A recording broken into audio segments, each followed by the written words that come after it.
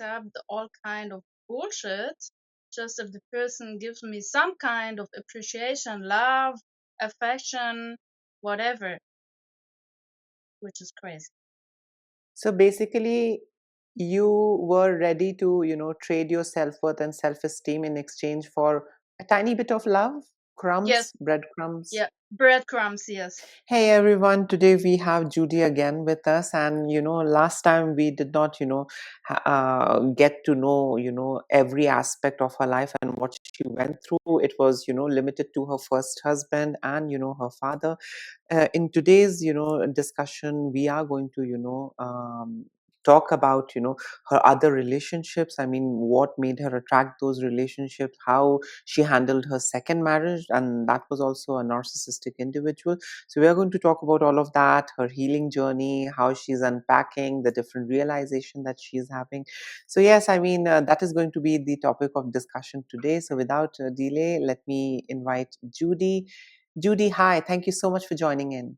Hello again. Yes. Thank you so much. And to tell you, Judy, everybody enjoyed our first discussion. And, I mean, whatever handful enjoyed, I really felt good. I got a couple of mails appreciating, your Wow, courage and you are coming forward and talking about things. Thank you so much. cool. That's cool. And yeah, I really feel good actually talking about it. It's like Wow. empowering me. And Mm-hmm. also, I really have to say, it helps me to accept my life, to accept my past, to accept myself, and like also to leave it behind then. So true. And to tell you, Judy, you look even prettier today. So I don't know, Oh, it's the thank you. unpacking or what's happening, but I mean, you look stunning. So, I'm Judy, I've got trying. a I couple of improved the setup questions. of my camera. Oh, wow, that's nice. I mean, good. I mean, we should give our best, I mean, and just Mm, let, the universe do the rest. So, Judy, today also I've got a lot of questions. I did, sleep over these questions and I was thinking and formulating. So, I've come up with a couple of questions that I would want you to, go back in the space, which you used to reside earlier, I mean, emotionally and mentally, and, help us unpack, the questions and unpack your experience. So Judy, my first question today is, after leaving your first narcissistic husband, um, what was your mindset? I mean, what was actually happening on the inside? Did you, I mean, feel that you had healed, or were you still carrying some kind of emotional baggage and wound and trauma? I mean, um, how was your love life basically, continuing? I mean, after that breakup with your first narcissistic husband? yeah. Well, I was very young when this relationship ended, so I got divorced when I was like 22, I guess. Oh Um, my God. and yeah, first of all, actually, I was really relieved and happy that it was over. I finally felt free. And then I tried to understand like what actually happened to me. So I did a lot of journaling, reflecting, trying to understand what was actually happening in this relationship and how did I get into that? Because I just realized like, okay, there was something bad happening to me, and I felt like I didn't have control over all that. And how did I get into that? And why also maybe did I stay too long? So I tried to reflect about that, but still I was very young and still naive. So from nowadays perspective, I don't think that these thoughts were very very much advanced, but still I understood that well, I was just naive and didn't understand all the patterns or all the red flags and so on. And um, yeah, so that's actually, I think I blamed myself mainly. I said like, Mm-hmm. oh, I wasn't aware of this and that, and I didn't know enough about life. And now I understand that there was a lot of missing education behind that, and that I was also conditioned to this kind of people, feeling familiar with them, for example, like from my father's side. And then my parents were actually an example for me, a bad example. But these were things that I didn't understand at that time. So I just from my understanding of a 22-year-old girl, I was like, okay, apparently I just was too young, and okay, I got into it, and then I swore to myself, okay, I will never allow that a man does this and that for me, with me, so I even wrote like a resolution. Okay, I never want somebody again who is a liar, for example, or I don't want somebody who does this and that, or who is not responsible with money. um yeah, and for the first time it worked. And I had a good relationship after that, one good 4-year lasting relationship with a very kind person. Mhm. um, so actually there was improvement for the first time. Mhm. But then, I mean, this relationship was over after 4 years. I broke it, I have to say, because I think I was bored, more or less, with it was, I don't know, too stable maybe. Mhm. And of course, yes, I had like subconscious unhealed wounds, and I think it's the reason why I got into narcissistic relationships again. Mhm. Okay, so Judy, I would want you to, shine some light. After your previous marriage, was it that, you were going through a phase of confusion? Or did you know what exactly happened with you? Or maybe you'd never had the right tools and words? What was it like? I mean, was it an amalgamation of confusion, doubt, and certain realization? Or was it just that, you were just gaslighting yourself, that maybe I overlooked, maybe the problem was with me, I should have been more alert, I should have, looked out for the red flags? What was it like? It was more the second thing. So the Mm-hmm. confusion was during the relationship, that I said, like, what's going on, and why does he behave so strangely, and why is he not honest with me? I mean, like I said, I never did something bad, so why is he lying? Why is he cheating? And why is he behaving like a monster or stuff? Um, Mm-hmm. so the confusion was during the relationship, and then I recognized that it's not uh, good for me, and I said, okay, I have to end it, and I got out, what I told last time. So after that, it was Mm-hmm. just the realization and gaslighting myself. Yes. So gaslighting your own self, was it, a way to soothe yourself, a kind of a coping mechanism? What I mean, what do you see yourself gaslighting your own self after experiencing the same thing again and again? I mean, you came from a traumatic background, traumatic childhood, narcissistic father who was not emotionally available. I mean, your mother was also confused about Neither. things. She was Yes. not sure. In last episode you said that, I mean, she was not, equipped to be a better mother. I mean, she was not equipped, completely. Mm, So I mean, why were you into gaslighting? I mean, didn't you have anybody around you to tell you that, girl, you need to wake up, girl, you need to put a full stop, you need to start seeing exactly things the this. way it I is? was young. I was Mm-hmm. very alone at the time. I was living in another city, not my hometown. I had Mm. only few friends there. I mean, because I just knew, and also because I got there in this toxic relationship, so I didn't have like time and capacity to make friends and emotional support. So basically, I had nobody, and I just I blame myself, because that was my own my like my only answer to that. Um, and I think I was conditioned from early childhood on that everything I do that happens, it's my own fault. You know, Oh God.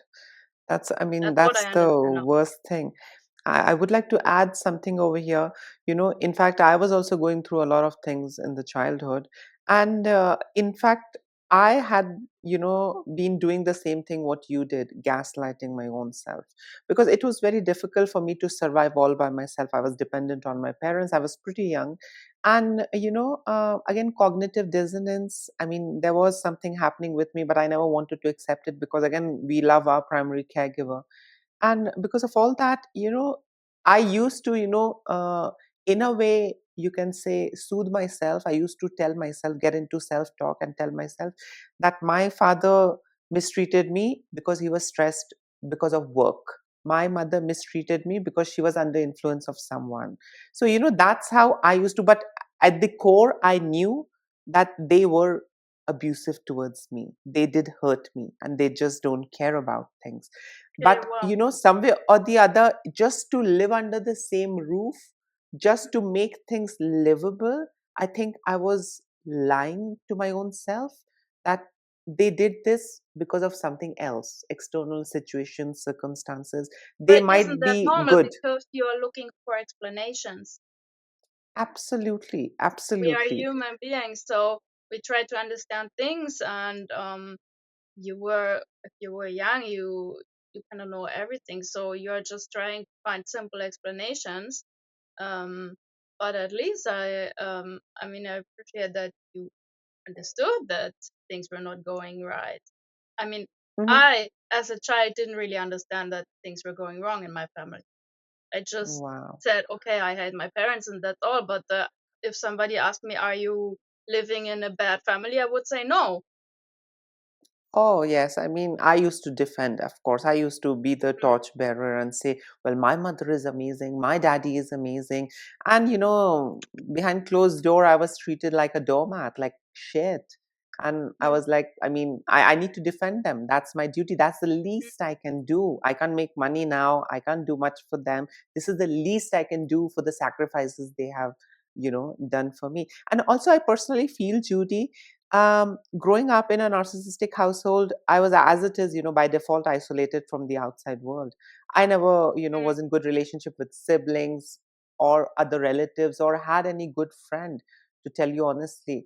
I was just mm, dependent on them. And I think that also distorted our perception. I mean, my perception. I did not have anyone, to come and tell me that this can be done this way, this is not the right way.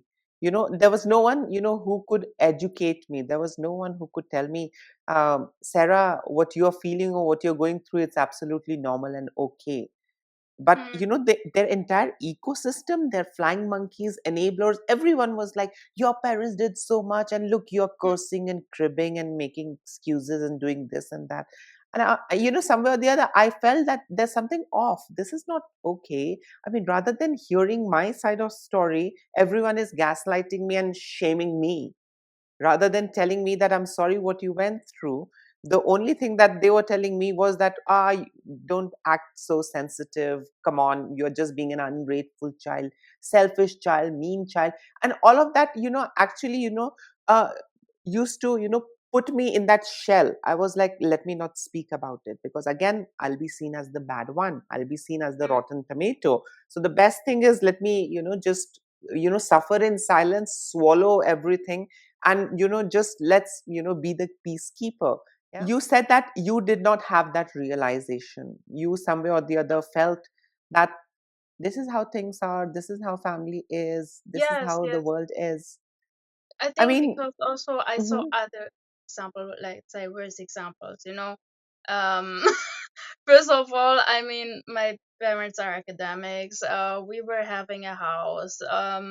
There was always food on the table, all that, and I was sent to school, to music school, to all that. So, like from the outside perspective, it's what you would call a good family, and perfect picture, perfect family.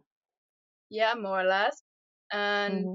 then, I mean, I had friends that had divorced parents that were like not having much money, or things were just really horrible at home. So I said to myself, I have nothing to complain about. I'm not one of these poor people, not poor financially, but poor in the sense of things Hmm. are not going well, and Hmm. there is something to regret. And um, as I like, I cannot see myself as a victim, you know. Hmm. And now I Wow. understand, because there was Hmm. so much psychological and emotional neglect, and also from my father, as I said, like the bullying, this constant criticism, never being encouraged. Actually, always being the scapegoat. Now I understand I was the scapegoat actually for him. Um, but these are things you cannot understand as a child. So true. I mean, we are extremely emotional and volatile, when we are young, and we are easily molded. We believe everything that someone comes and tells us, that okay, maybe this is the right way.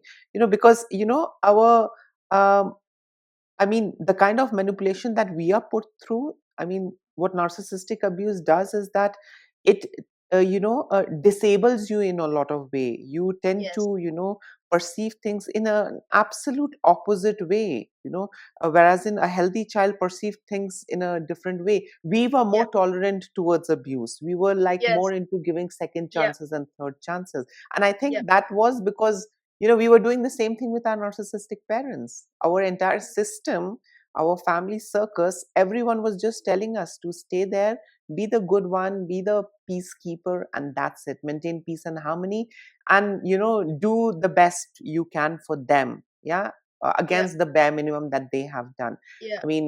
Last time also, I think I did share with you, a lot of people comment, and they say that, well, you had food on the table, you had school, you had everything, so what was traumatic? So I think this is what actual trauma is, when you are just there, helpless, alone, Yeah. not seen and heard, not validated. Yeah. Instead, you feel a certain way, and then you are gaslit into believing that you shouldn't be feeling that way, you shouldn't Yeah. experience Yeah. those emotions. So I think that actually Also, sets you up. feel egoistic Mhm. about that.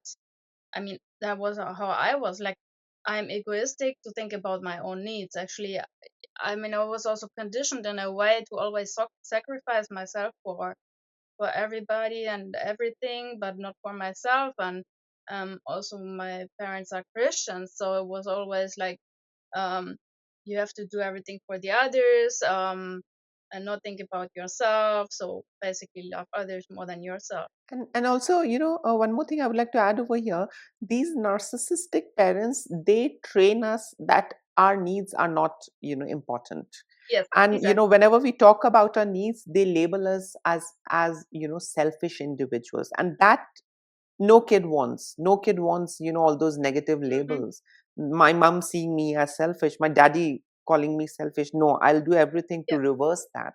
And Yeah, and that's even how. if they don't, Mhm. if I can interrupt you, even if they Yes, don't please. explicitly Hmm. say that, I mean, I never Uh-huh. heard like you are selfish to do that, this and that, but that was like the subtext, as we say, in German. So they are Mhm. delivering this kind of message through other words or actions or whatever.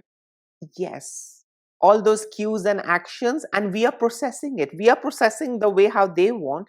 It's Yeah, just that it's all very coverted. It's not out and open that, yeah, someone is coming and telling, bitch, do this. You better do this, dude, or else I'm going to do this. They're not doing that. It's not very direct, and, it's not very yeah. rough and aggressive. It's so polished that, Hmm. we are making sense out of things. It is Yeah, so beautifully crafted and engineered that once it's delivered to us, we hmm, are doing the unpacking, we are processing in the highest form possible. So hmm, I get it. Directly, yes, I totally agree, some of the parents are not directly that abusive, but their action makes you feel that way, that I need to keep my mouth shut. She's hmm. already doing so much, I need to keep my mouth shut. I shouldn't be, doing this or asking for this and this, because, she has other things to take care of. She's already Yeah, done so much for me. They make you feel exactly. indebted. And then, we get into this rat race that let's, get even, let's pay back, let's get even with my daddy, let's get even with my mommy. Yeah, Doing things for them, or, by giving them money or whatsoever. We want to get even, but again, the saddest thing is that you will never be even with your narcissistic parents, because they keep yeah, shifting the goalpost. You're never good enough. yeah. And also, I mean, when you are just trained all the time that you don't count actually, or your needs don't count, and Hmm. then you just don't ask for anything. You don't We even tend to, consider that you yeah, have needs, basically, because you're just like manipulated in this way. You're saying, okay, everybody else is important, but not me. So I will never ask for something for me, or uh, speak about my own needs. we feel ashamed even to Mm-hmm. talk about our needs. I'll give Yes, you an yes. example. I mean, I was very young, and other students used to get those pencil boxes to keep those pencil ruler and everything, like Mm-hmm. really good ones they used to get. Mm-hmm. And I used to carry an old one. I mean, it was like 5 6 year old, all rusted and all. And whenever I used to tell them that so and so classmate is getting this one, this Barbie one, and this cartoon one, and all sorts of things were there back then, they used to tell me, well, I mean, you have got no idea how difficult it is to pay for Mm-hmm. your bill and school and Mm-hmm. this and that. And I used to feel responsible for everything. I mean, though Mm-hmm. I never said that Yeah. bring me in this world, I never said that put me in this school, I never said that get me admitted to this school and this training, I never did that. I mean, you guys did because you wanted to show yourself as a good parent.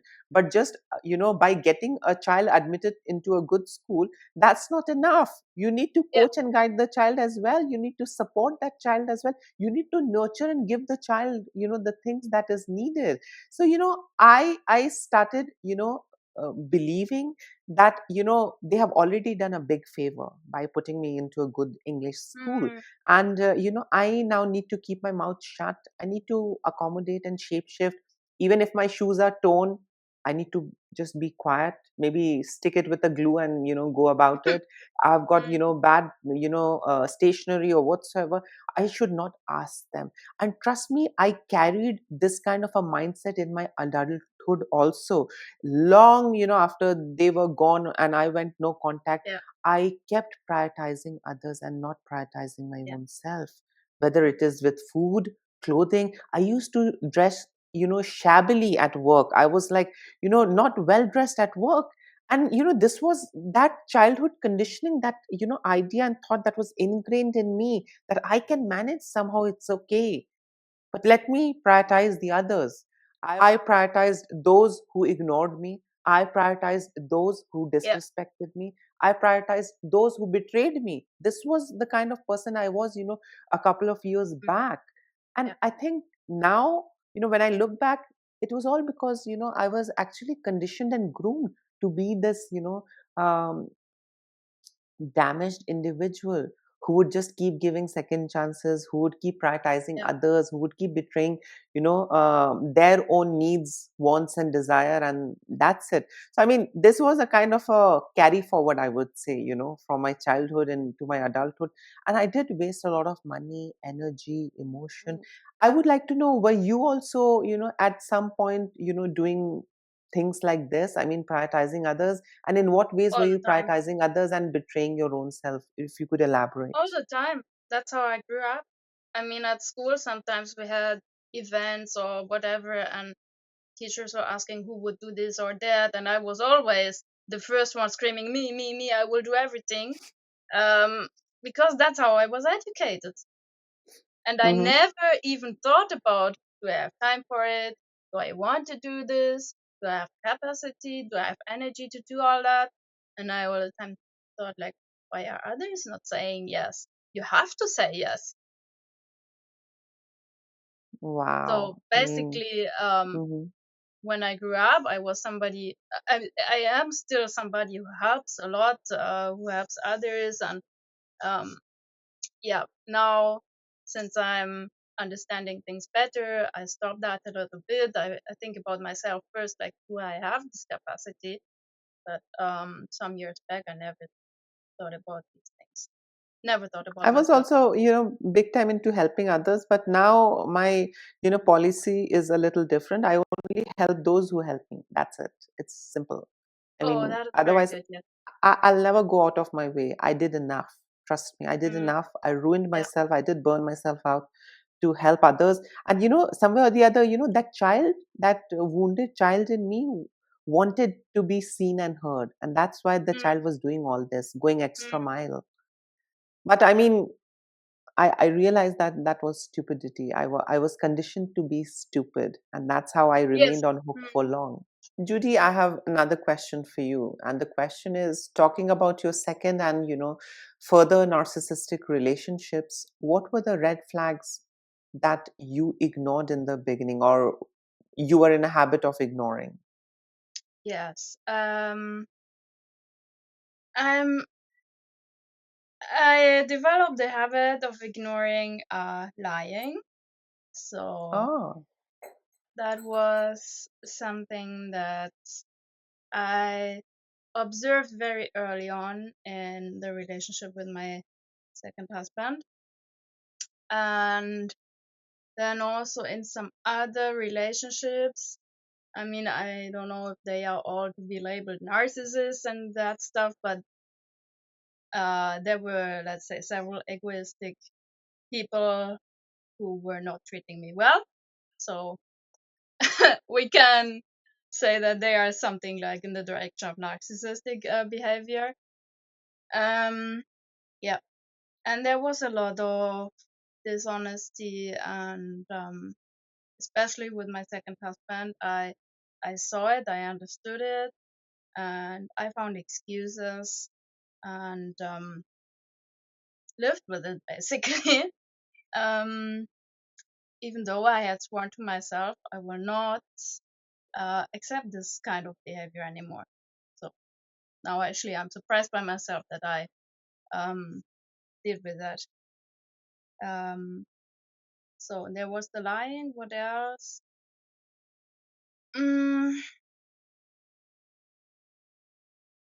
I cannot really explain it too well, but there were a lot of small details that irritated Mm-hmm. me, or I had some strange gut feelings sometimes, or I was confused, or there were signs that the person was not truthful, or how do you call it, faithful.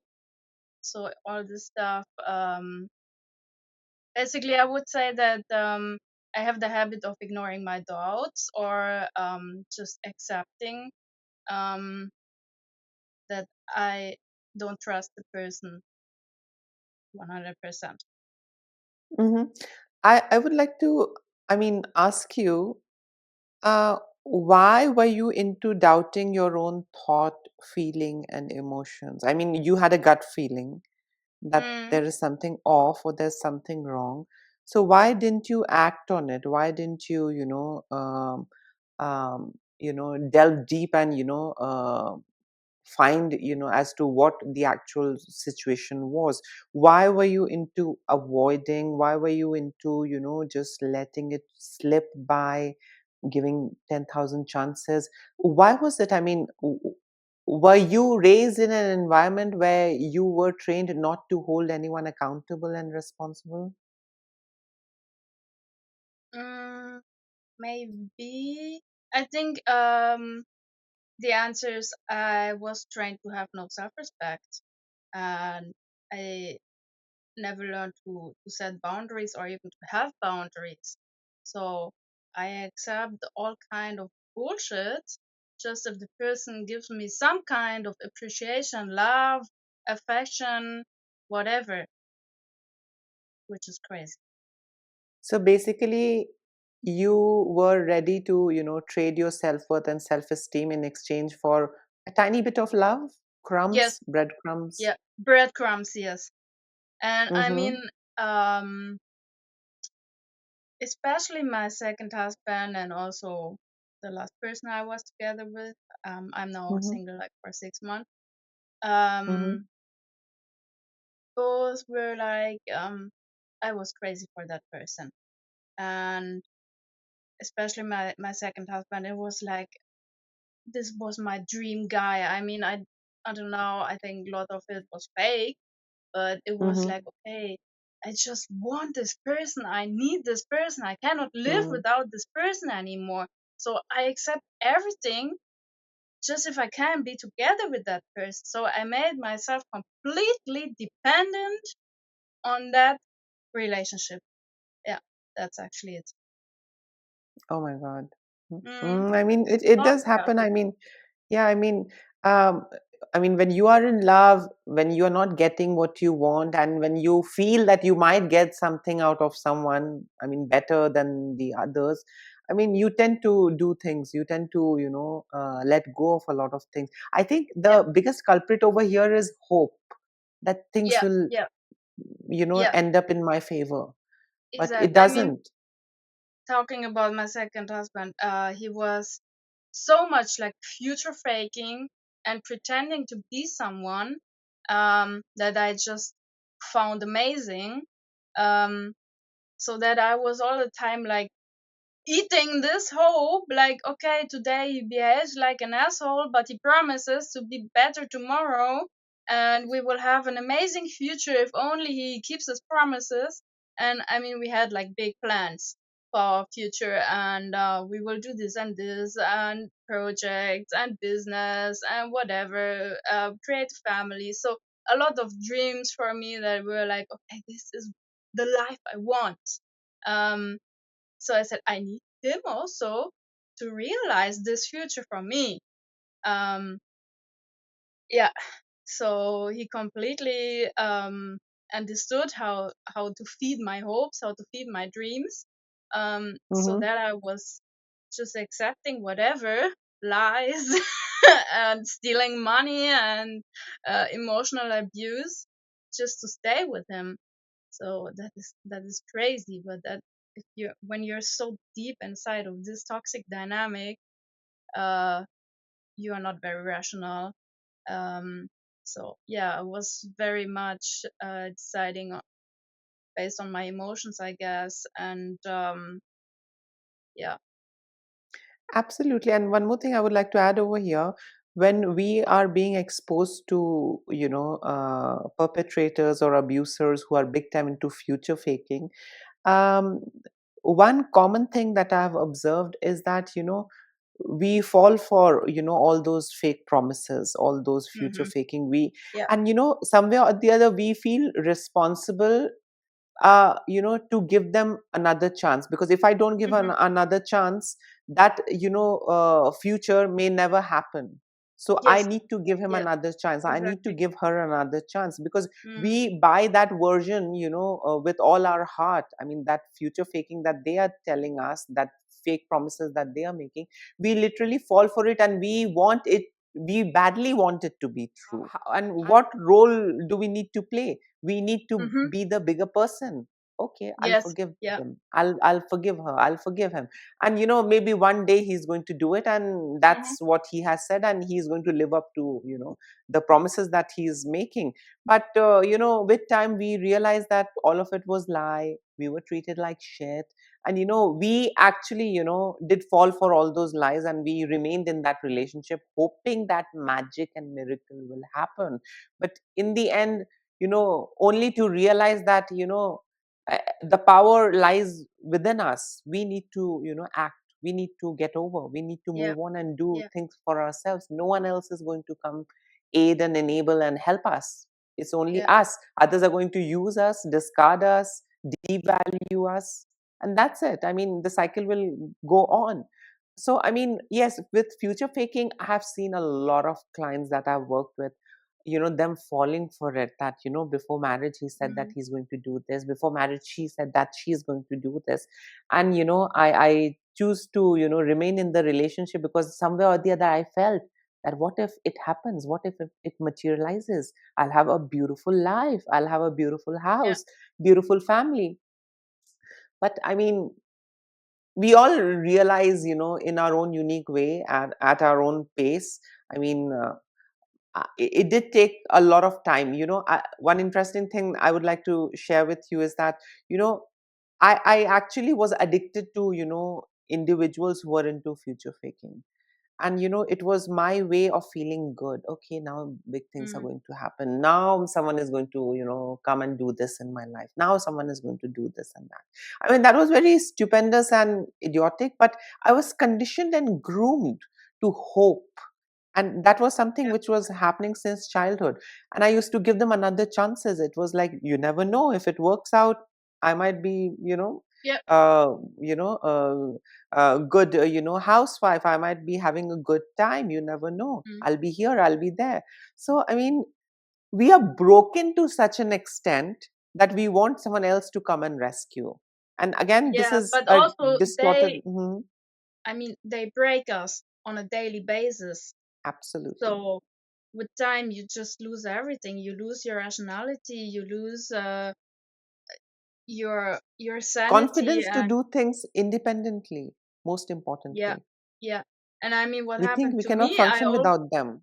Hmm. yeah, and I also gaslighted myself a lot, like saying, okay, um, if only I behave like this and that, then he will be better. Then he will be nicer.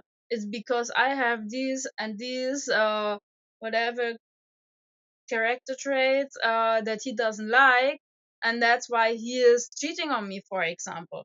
So I thought, okay, if I'm only like this other girl, then he will Hmm. not sleep around anymore because Hmm. I just need to be his perfect woman, Yes, for I need to example. fit his category rather than him fitting Exactly, my category. exactly. And also, something that I learned, which is also um, in like in psychological science proven, the more I invested, the harder it was for me to let go, you know, Mm-hmm. because for example, I invested also money, not that much, Mm-hmm. but already I, for example, I paid for simple things like when we went out to eat. I paid, and then he always promised, now I don't have a job, I cannot invite you, but later I will have a great job, I will have big money, and then I will go on vacation, everything will be on me, and so on. So I said, okay, I already paid my part, and now I have to wait for him to do his part. So I have already invested, and I feel like if I'm breaking up now, I will lose that investment. So yeah, it's this. The term is something with investment. Uh-huh. I'll tell you, I'll elaborate that.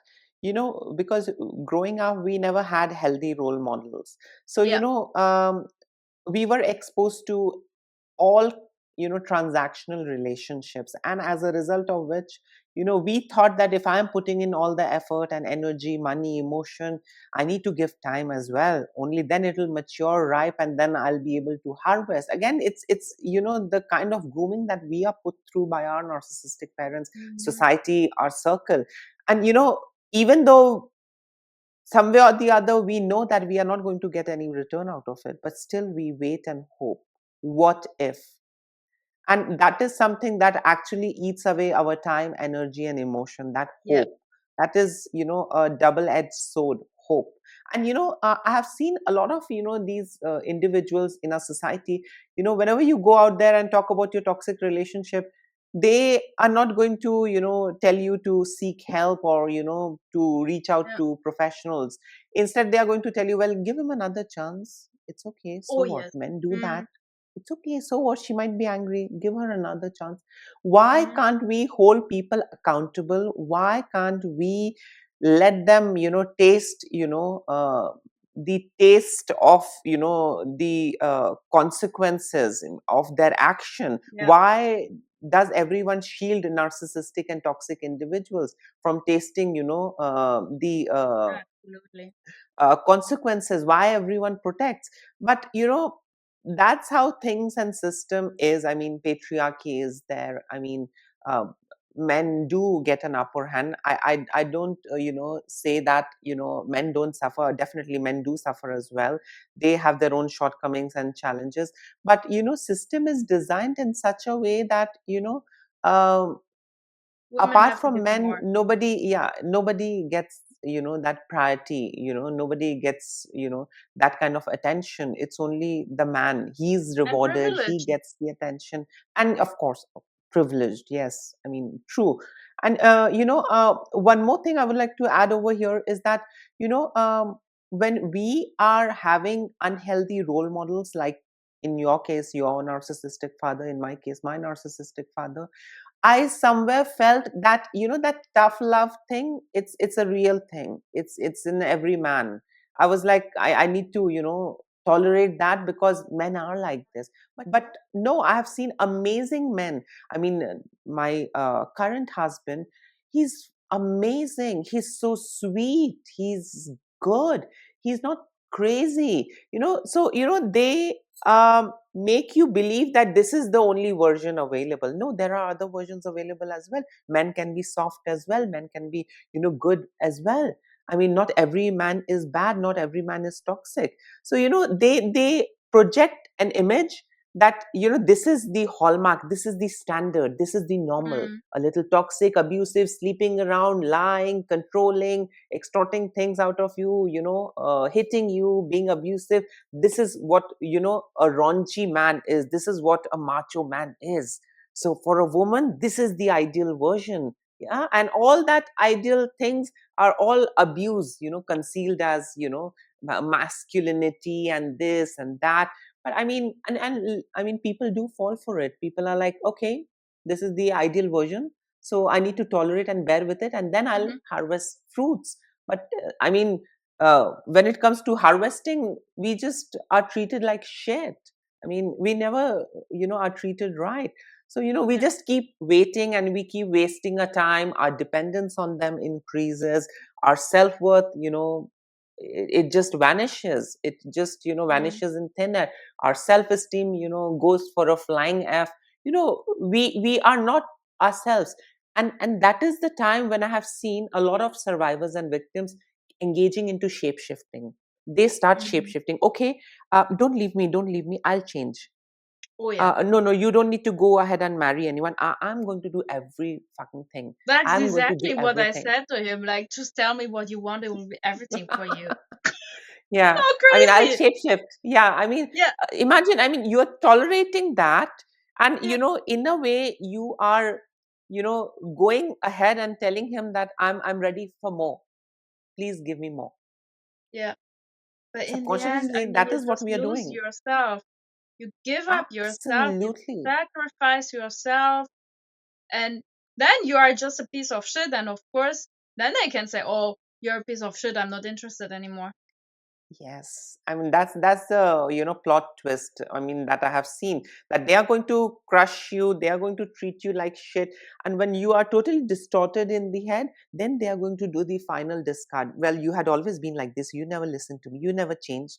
I gave Yeah. you so much of chances, Oh, but and then whereas in you are reality, the I gave crazy one him. also. Absolutely, you are the insecure one. You are the one Yeah. always jealous. Oh, yes.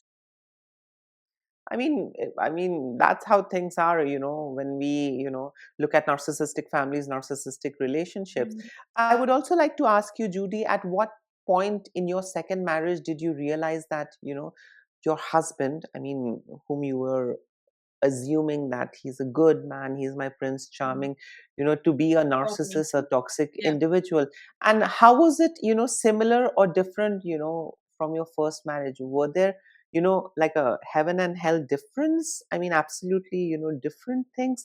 Or were there similarities that you were overlooking? I mean, if you could elaborate and tell us. There were similarities, and I also saw them. So I recognized, right, this is again somebody who lies. And I was like, no, not again, please. But he's so cute, he's so handsome, has big plans for Mm-hmm. his life, okay? I mean, for context, he was an African guy, and I was Oh. living in Africa, so that's how we met. Um, Togo. Mm-hmm. And so I also said to myself, like, okay, he's from another culture. I cannot expect him to behave like a German. If he was German, I swear I would not have accepted this kind of behavior. But um, I learned that, of course, it's another culture, behavior is different, and also there's a language barrier or whatever. So um, I was very, very tolerant. Um, and also, I have to say, we were actually brainwashed. So I was a volunteer in Togo, and the society, this NGO that sent us there, basically brainwashed us in a way like, oh, you are the bad, white, evil colonialists, and you have to help the poor Africans. Um, So that's why I tolerated all this bullshit and said, okay, maybe he's just lying, because he doesn't know better. So he just has to learn how we Europeans behave, and he has to love me truly, and then he will treat me well. Yeah. Wow. So I would like to add, something over here that you said that, you guys were brainwashed into believing that whites were bad people, they traumatized the blacks and all those, racial things. Um, I personally feel this is my viewpoint. Whatever my ancestor did with whosoever, I shouldn't be held responsible. I am me. I'm not my ancestor. If I am respecting everyone equally, I don't think I should be burdened, with that, legacy that I need to carry, that now I need to give a free pass to anyone and everyone, absolutely. who looks Yes. similar to the victims, of my grandfather. I mean, I don't buy that. I'm sorry. But I mean, Yeah. yes, people should talk about injustice. I'm not, against that, but this gaslighting you, prepping you Yeah, it up for was a more abuse. societal gaslighting put on me, Absolutely. on us, the Absolutely. volunteers. Hmm. And in the end, now I understand the skin of color didn't matter, the character matters. And Absolutely. I didn't put the standards that I should have put on him, um, for being my partner, my husband, my whatever. Yeah. So, okay, coming back to your question, like,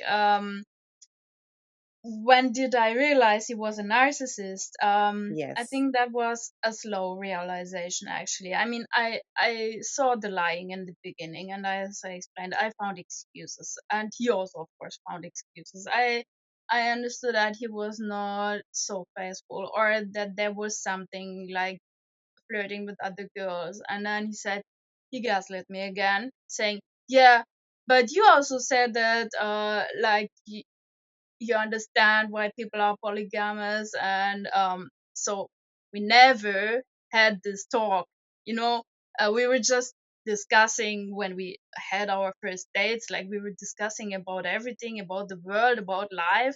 And said to myself, yes, I mean, I understand that there are polygamy exists in other cultures, and maybe whatever, so we're just chit chatting.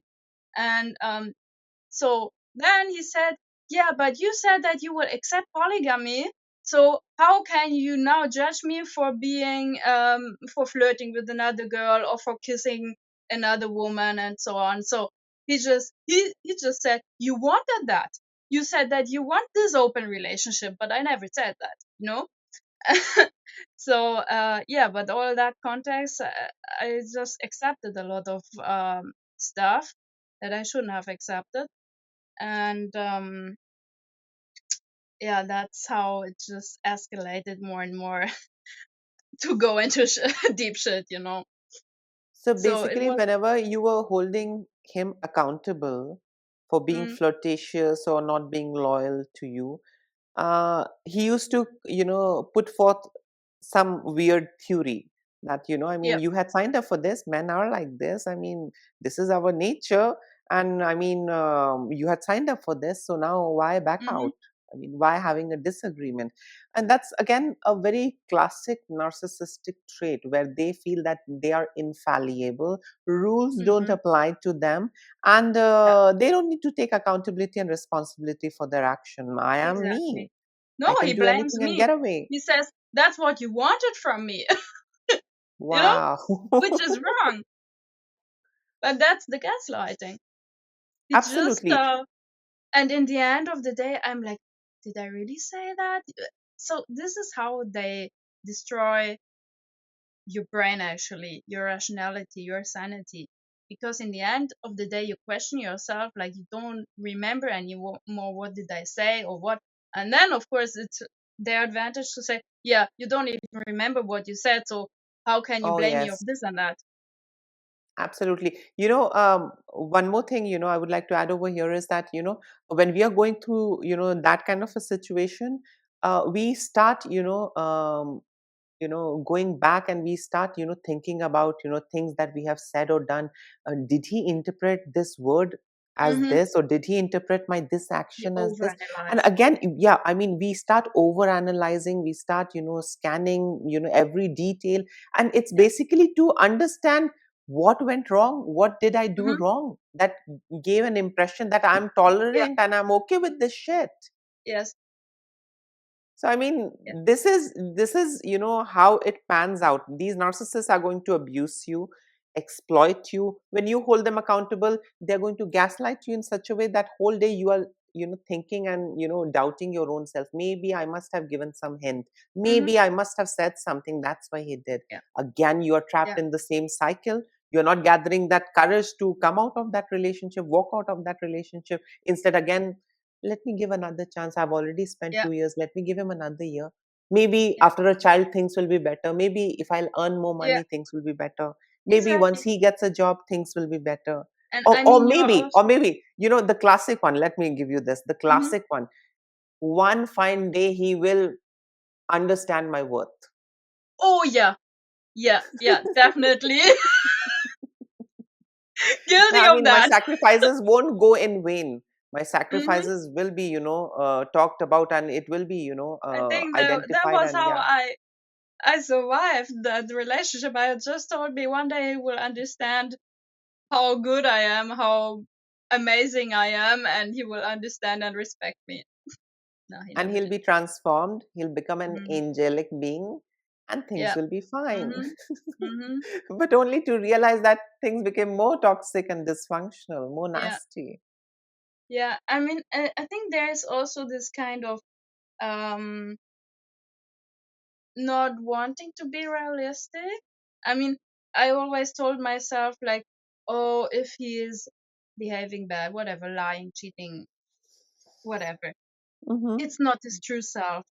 He only Yeah. does this because whatever, he has a difficult past, or uh he doesn't know what he wants, he's not mature enough, or he's confused, he has a bad day. So I just told myself, so his true heart is actually he's a good person, his true self is something good, Yeah. but he just did this out of confusion or whatever. So Under if I am influence. just good and this, Mm. and if I'm just caring and nice and submissive, then he will be better, he will become whatever, more mature, and then he will treat me with more respect. It's so Absolutely. stupid, right? Yeah, I mean, we want to be seen and heard so badly that Yeah. we keep giving them another chances. We start, Yeah. gaslighting our own self. We start lying to our own self Yes. that Yes. he did it under some influence. He did it because so Mhm. and so pressured and did this. I mean, I did that in the childhood. I was thinking that my mother got influenced, my Yeah. father got influenced, only to realize that they were actually toxic people. They were bad people. They were Yeah. not good Yeah. as parents. They were horrible. So I mean, this is what happens. It's almost like a trap. It's like a circus. Yeah. No one will speak substantial things. Everyone is going to gaslight you, confuse you, and Yeah. put you, sow these seeds of doubt in you, so that Yeah. when you go home, you have no clarity, and you're ready to Exactly. spend another year with the narcissist again, Yeah. giving So chances that's and exactly thinking. this. Mhm. Just confusion, your brain doesn't work anymore, and I mean, you love this person, so you just give yourself up more and more, and your brain doesn't work anymore correctly. So yeah, True, a lot of true. things can happen. Judy, my next question Yeah. is, what was the turning point for you, the moment you realized I have to get out or I won't survive this? I mean, what was that Yeah. time, or what was going inside of you, if you could elaborate? Yeah, I think there was maybe we can unfold this in two steps. So first there was the process of realization that I was in a toxic relationship. Um I mean, as I just said, I slowly realized that there were things not going well, and that all this is not normal anymore, and that people who are trying to help me actually just enable him of more abuse, and in the end, it doesn't help. I mean, we were together like 4 or 5 years, and things didn't change, and actually everything just got worse. So I just said, okay, there's no hope anymore, and I started to go online. So I googled stuff like toxic relationships or whatever, and that's actually how I came to the topic of narcissism, and I Mm-hmm. found myself in it, and I started to like dismantle and unpack and analyze and just understand what was happening to me. So there, a big shout out to all these YouTubers, for example, and all creators, everybody who is talking about abusive relationships, narcissism, whatever. It helped me a lot. So I can just recommend to everybody uh, learn about it. So that was like the procedure, and then I mean I was in this relationship and things were going bad on a daily basis, and then there was a real turning point, I can say. I mean, uh, we were already married now. I mean, as I just said, we were together like I guess 4 years in a total, and we married Okay. after maybe 3 years. And I Mm-hmm. also want to add, it was not a marriage or a wedding out of love. It was actually out of desperation, because he was in Africa, I was back to Germany in the meantime, and so it was long distance relationship. So basically, I said to myself, okay, I will marry this guy to save the relationship and to be able to live together, so he can come to me, to my country, we can establish a life, whatever. So it was more like the last attempt to save the relationship. And to be honest, I, until the day of my marriage, of my wedding, I didn't know if I will say yes or no. You know, when you go in front of the altar and Mm-hmm. the guy is asking you, do you want to be his wife? I was walking there and I didn't know, will I say yes or no? So I was so deep in doubt and everything. And then I just said, fuck it, okay, I'll give it a try. So I was already aware that things were not easy, that things were actually not very promising, not at all. And I said, okay, no risk, no fun. Something like that. I mean, you can only win if you risk something. So that was in the end actually my um my point of view. So I tried, and then the day of the wedding, horrible day. I can just tell you, my wedding night was a nightmare. So basically, yes. Um, we, as I said, we went to the. It was not the church. It was the city council stuff, like Mm-hmm. administrative wedding. Mm-hmm. So we went Mm-hmm. there, got married. I said yes, and then we went home and we Mm-hmm. celebrated the day after.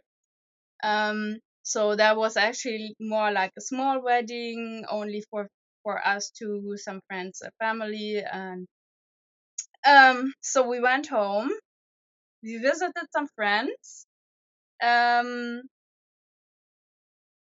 he went online, checked his WhatsApp, and received like love messages from another woman, big hearts and all that stuff.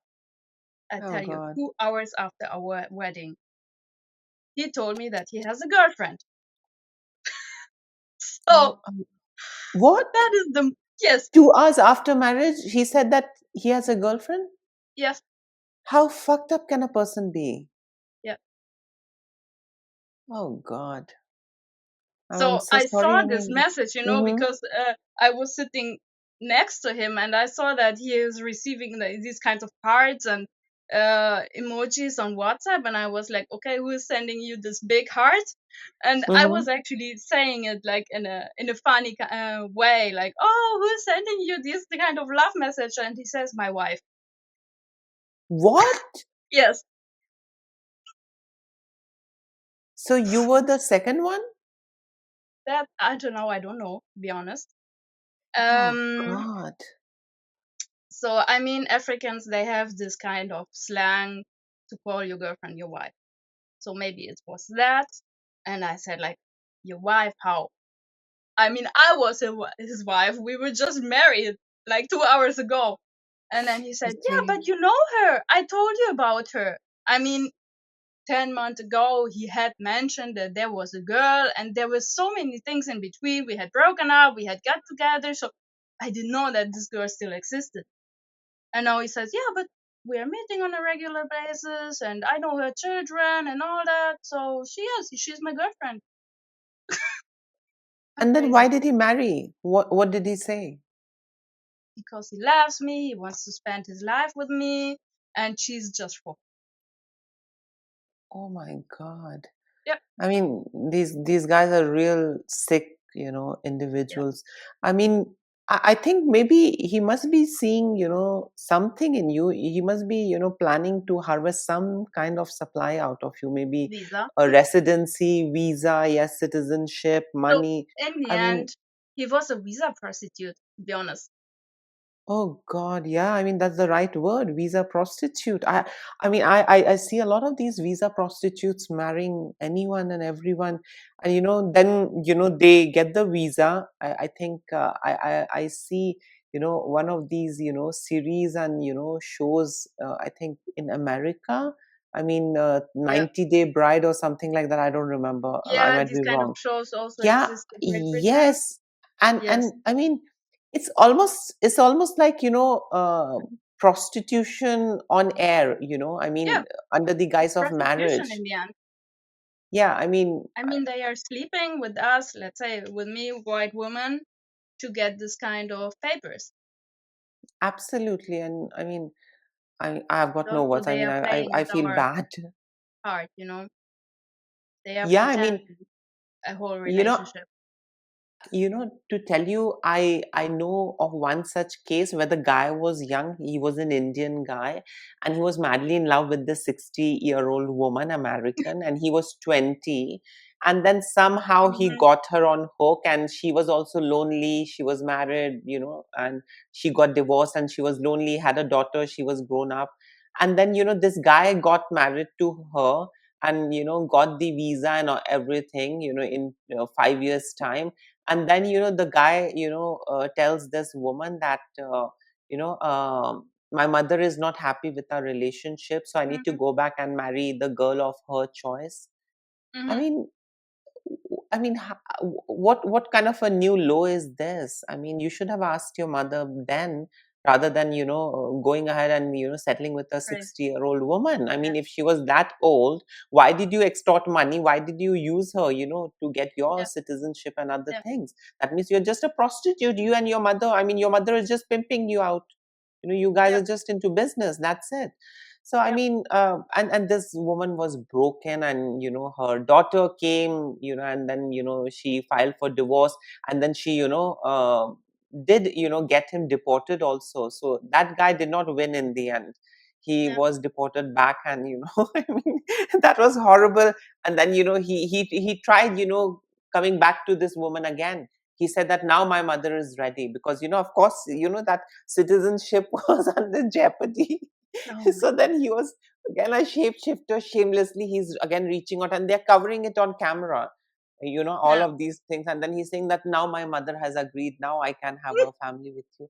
Oh God, I mean, this is disgusting. And Yeah. I'm sorry to say, nothing personal, but I have seen a lot of men from these third world countries engaging in these things, like Yeah. from poor countries.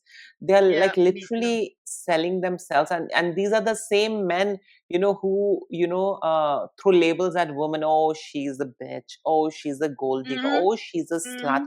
And these men are into selling their own self, selling their Yeah. genitalia, selling Yes. their self Yes. respect. And I mean, Yeah. they are male prostitutes as well.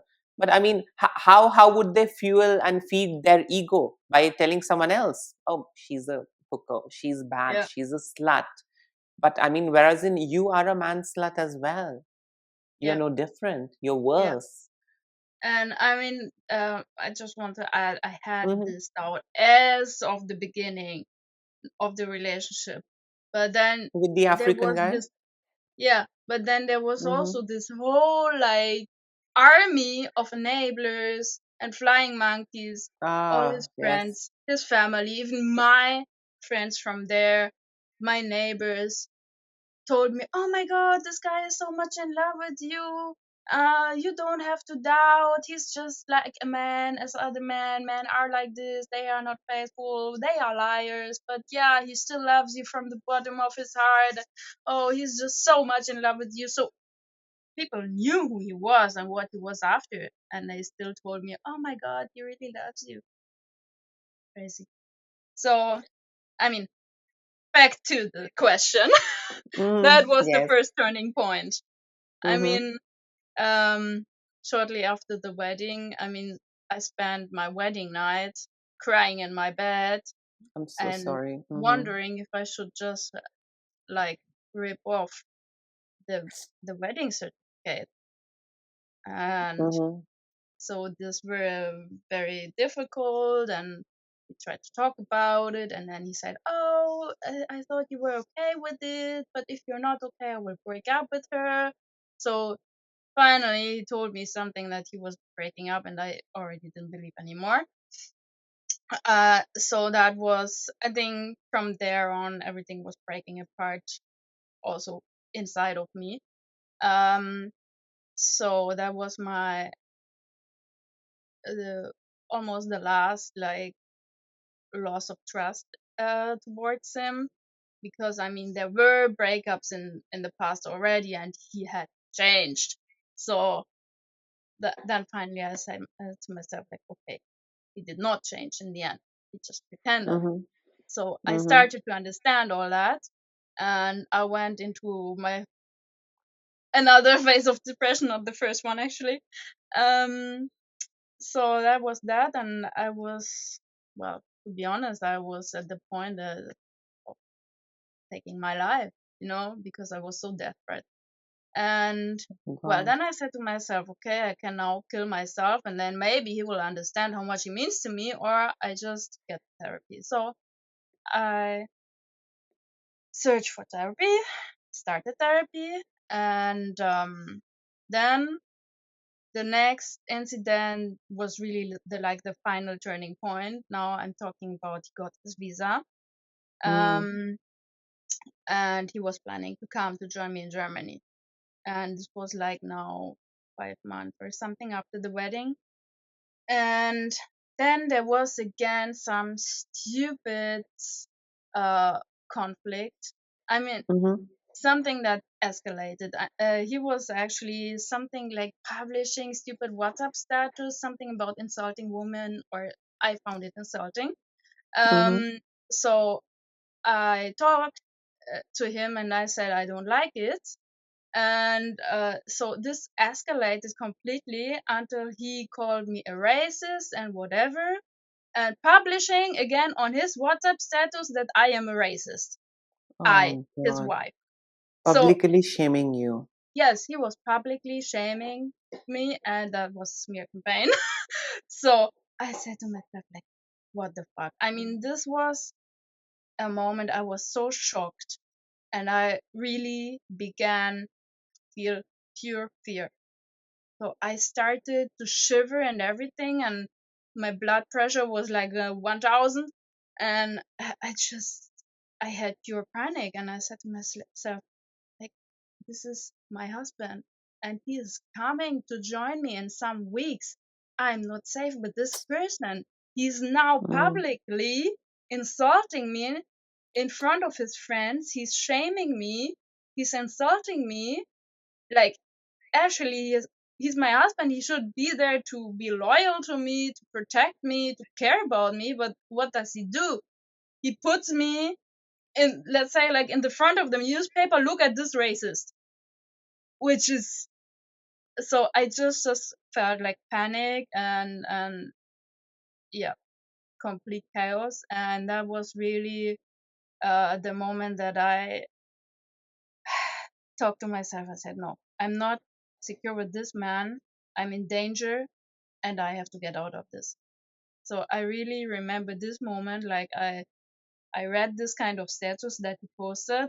I was just in complete shock. I went out on my balcony, took a cigarette, smoked it, and then I was shivering like this. I said, no. Oh I have to God. break up. I cannot anymore. Mm-mm. I'm in danger. That's how I told myself, and yeah, then I canceled his visa. Mm-hmm. That was Yeah, a good and thing you did. that's more or less our breakup. Mm-hmm. Okay. One more thing I would like to add over here. You Mm, said that everybody was enabling him, everybody yes, was yes, gaslighting you, and they were just encouraging him and supporting him. You need to understand in a narcissistic family, or when we look at narcissistic ecosystem, everybody supports the narcissist. And why do they do that? Because then tomorrow, when they are of age, other narcissists are going to come help and enable them as well. So it's like a hmm, narcissistic ecosystem. The flying monkeys and the enablers, they are there to worship, eulogize, and enable the narcissist. Because when my time comes, the narcissist is going to come as well. When I become a narcissist, when I start enjoying being a narcissist, others are going to come and help me and yeah, enable me as well. So it's almost like an ecosystem. So if you are leaving the narcissist, you need to get rid of their ecosystem as well. You can't have a yes, yes, relationship with them, his yes, mother, his distant exactly. sister, sibling, friend. No, all of them, you know work and function, like this hive, mindset. It's all the same thing at the core. So I mean, Yeah, they might, appear or sound as if they are on your side, but secretly they are on their side. Yeah? And they yeah, are actually, leaking out the information. They are further helping the hmm, narcissist to, yeah, get you back again on hook. So right. yes, that is what you are going to see when you are surrounded by narcissistic individuals, their ecosystem. And it's all there to support them and not to come and support you, aid you, or enable you, or rescue you. Yep. Ecosystem is really the best word. Absolutely. Now, coming to the next question, Judy, I mean, you mentioned that, you had a lot of, relationship in life, and most of them Mm, were narcissistic individuals. So, do you see a kind of a pattern? I mean, the kind of people yeah, you were attracting or the kind of people you were drawn to, do you see some kind of a pattern? If yeah. you could actually, tell us, what was the pattern that you were following or getting attracted towards, or what was the common theme that you Yes. were observing in every case? Um. Well, basically, egoistic people who do not love me for who I am or love me unconditionally, but who are more or less using me, probably. Mhm, Um. But yeah, egoistic. I think is the main character of them all, and mhm, I think they often trigger this kind of helping mechanism inside of me or some kind of pitying them. I don't know. Um, so that I could fall for them and completely sacrifice myself, basically.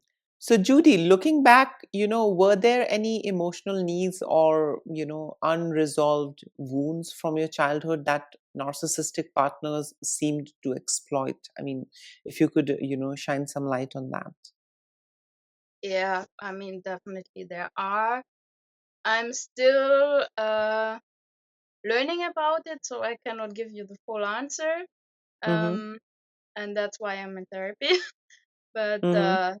yeah, I mean, coming from a narcissistic father, codependent mother, of course, there is this kind of lack of um, support, of caring, of love, security. So I think that's what the narcissists see. Like, oh, Mm-hmm. there's this kind of desperate lost girl, whatever, she's just craving affection, or and if I pretend to be this and that, he falls for me. Probably Mm-hmm. that's what works. Um, I mean, they are very intelligent. In this point, narcissists are really emotionally intelligent and sensible and all that. Um, Mm-hmm. just like in the way of scanning and analyzing people and finding their weak points. Um, so there must be some stuff, and yeah, I also mentioned that kind of like I was trained to just give up myself, to prioritize others and not me. So there's this kind of helping behavior, um, that I can fully unload on these narcissists, because they all the time are like, oh, give me this and that, and do this and that for me.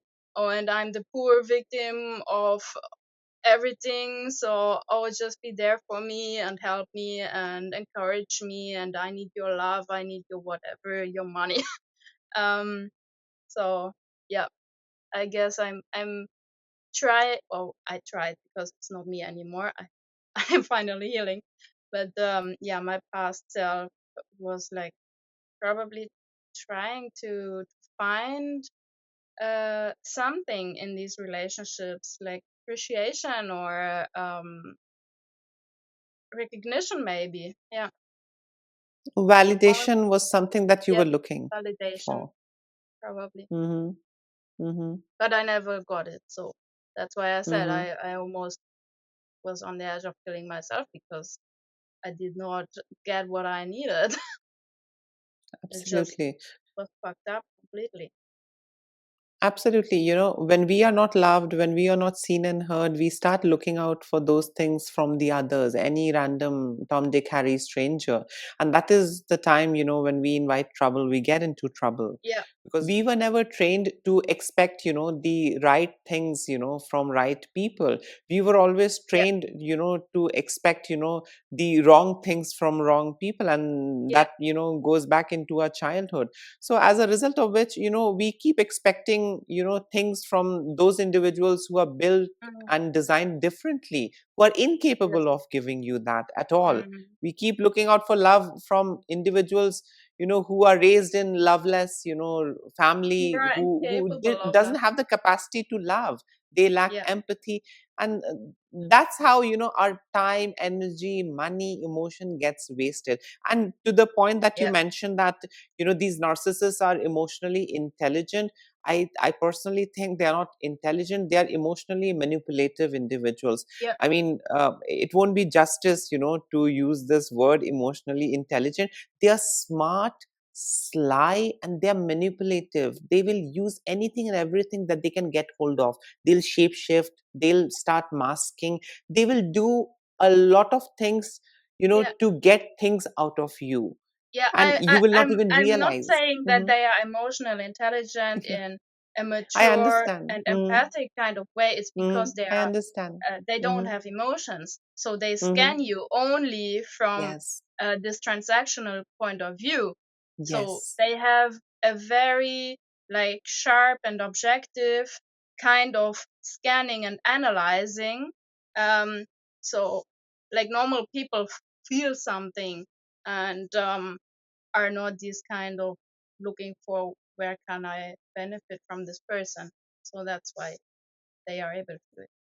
Absolutely. And one more thing I would like to add over here is that narcissists, only pitch those individuals, they trap those individuals, from whom they Yeah. can get the things which they are not built to give ever. Yes, yes, yes, definitely. Because I mean, I have seen a lot of narcissistic individuals in relationship, spending a lot of money on their partner, but at Mm-hmm. the same time, that narcissist is not emotionally present. So that narcissist is in a way grooming and training, the victim to be emotionally available for the narcissist and not expect the same in Mm-hmm. return. In return, the narcissist says, I mean, if ever the girl calls out his behavior and him being emotionally absent, he says, Mm-hmm. well, I do other things as well. I mean, so what? Look, Yeah. I am bringing food on the table. What Yes, yes. else do you want? So they Mm. evade, by giving you something, they evade, the responsibility. They evade, the other things, I mean, that you might expect out of, them. Yeah. And, this is their way. They will pitch individuals who can give them what they are not capable of giving. Yeah. I Yeah. mean, that's what I personally feel. I've seen, I mean, I've seen, with my narcissistic parent, my narcissistic, ex relationship. So, I Mm. mean, that's how things are. And I would also like to add that Hmm. the emotional needs or unresolved wounds, like I had no boundaries, and that's where they can easily step in. Because we were trained and groomed to be an open book. And when a Yeah, book is open, anyone can come and tear off a page yeah, they don't because like. I had like no sense of security. I didn't know how to protect myself. I wasn't even aware that I have to protect myself, and I didn't know that and how I can set boundaries. So that's how they just step over you, and then they are like in your life and controlling everything. Absolutely. The other question that I would like to ask you, Judy, is that, what kind of impact did these repeated narcissistic relationships, have on your self-worth, trust, and, sense of safety in intimacy? If you could, tell us. Complete disaster. So really, it was breaking me down and breaking everything inside of me. I can just say. Um, I mean, my self worth was completely like zero. It was even minus something during this relationship that I liberated my second husband, because I I explained a little bit something how he behaved, and my brain was just like mud. And I mean, I just sacrificed everything. Like I sacrificed myself completely for him, just to keep him stay. And so yeah, I tolerated all this shit and whatever, just to be in this relationship and hopefully have a good bright future and be happy one day. um I mean, there is no sense of self-worth there, and self-respect or self-love, because I didn't step up for myself anymore. I just tolerated everything, and also with time I was tired of all the time discussing and fighting. So I just said, okay, I'm too tired, I'm too exhausted to start a fight again and step up for myself. So you go down. And so of course, trust, I didn't have any trust anymore in him, in the world. So I completely entered a great depression. um and still I have a lot of trust issues now, but I'm happy that I have them also, because that's how I don't get into these bad relationships anymore. But yeah, I was just expecting the worst, and often I still am. And yeah, safety, I mean, I didn't experience any safety, and that, I think, that is just a repetition also of my childhood, because I never developed the sense of safety and security, emotional security, somebody really caring for me. So um it was just like always. So um yeah, as I say, I just didn't have any sense of security. So I think that I ran into a lot of situations that were really dangerous for me. Mm-hmm. I understand, we develop trust issues. We don't trust ourselves. We don't trust others. I uh would also like to know, Judy, how do you feel when you are in an intimate relationship? Do you feel good, or are you scared of the future? I mean, ho- how things are panning out at the moment. I mean, whenever you're getting into a relationship, or mm, maybe a casual relationship or yeah, whatsoever, when it's a little getting not formal, it's getting a little intimate. I mean, how, how do you feel? I mean. yeah, I mean, what I have as a pattern is that I fall in love very quickly and Mhm. intensively. um so there's this kind of also giving more that I should than I should. um Maybe that's also one of these easy traps, for the narcissists, because they see, oh, um she's giving too much already in the beginning, so they can just step in and take. um so yeah, there's this. And I mean, I had a lot of worries about the future. I mean, I have not had so many relationships. Um, After that, I mean, there were a lot of these kind, affairs, Mhm. situationships. um, but I cannot say that there was any stable relationship, but yeah, that would also be actually something to observe, that I don't get into serious relationships anymore because I have these kind of trust issues. So I get involved in something with the person, but then it's difficult for me to say, okay, I trust you, and I want this one step further to have a serious relationship, because I cannot be sure that the person really loves me unconditionally. So I think, yeah, that we could sum up it like that. Mhm. I'm afraid of getting into something serious. Yes. Mm-hmm. So now we have come, to the end of our discussion, and let's close our discussion with, one last question. Judy, I would like to know, how did you finally begin to break the cycle of being surrounded by narcissists? And, what, essential inner work, um, in some ways helped you you know Mm. to shift that pattern for good. I mean, what exactly did you put yourself into, or put yourself through or got into, that helped you unstuck, help you unlearn, and not repeat the same pattern. Yeah. Okay.